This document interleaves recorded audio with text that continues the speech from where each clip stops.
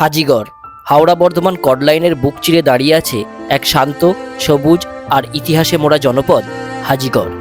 আজকের এই ব্যস্ত পৃথিবীতে যেখানে মানুষ প্রতিদিন ছুটে চলেছে জীবনের পিছনে, সেখানে হাজিগড় এখনও যেন আগলে রেখেছে বাংলার সেই চিরচেনা ঐতিহ্যকে। কিন্তু জানেন কি, এই শান্ত গ্রামের ইতিহাস শুরু হয়েছিল বহু যুগ আগে। চলুন আজ আপনাদের ঘুরিয়ে নিয়ে আসি হুগলি জেলার এক সুন্দর গ্রাম হাজিগড় থেকে।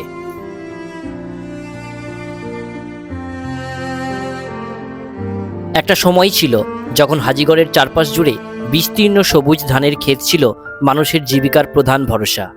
এখানকার উর্বর জমিতে উৎপন্ন হতো প্রচুর পরিমাণে ধান, আর সেই ধান থেকেই তৈরি চাল লোকাল ট্রেনের মাধ্যমে পৌঁছে যেত কলকাতা সহ শহরতলির বিভিন্ন জায়গায়।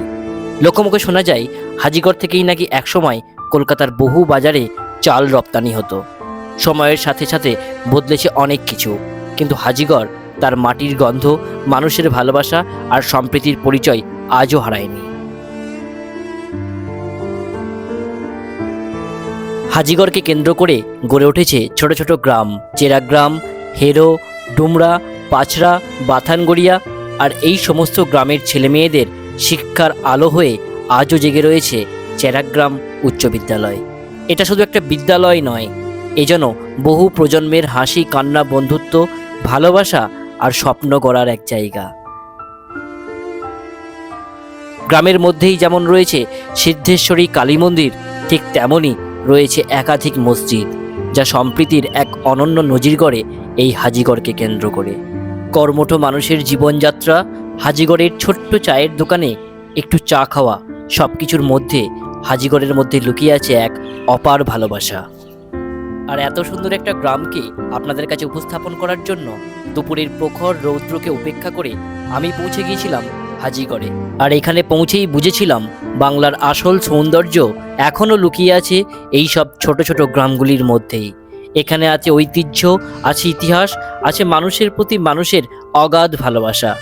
বাংলার মাটির গন্ধ যদি সত্যি অনুভব করতে চান, তাহলে অবশ্যই একদিন ঘুরে আসুন হুগলি জেলার হাজিগড় থেকে, কারণ এখানে পাবেন মানুষের ভালোবাসা আর দিগন্ত বিস্তৃত সবুজ মাঠের মাঝ দিয়ে বুক চিরে চলে যাওয়া হাওড়া বর্ধমান কর্ড লাইন।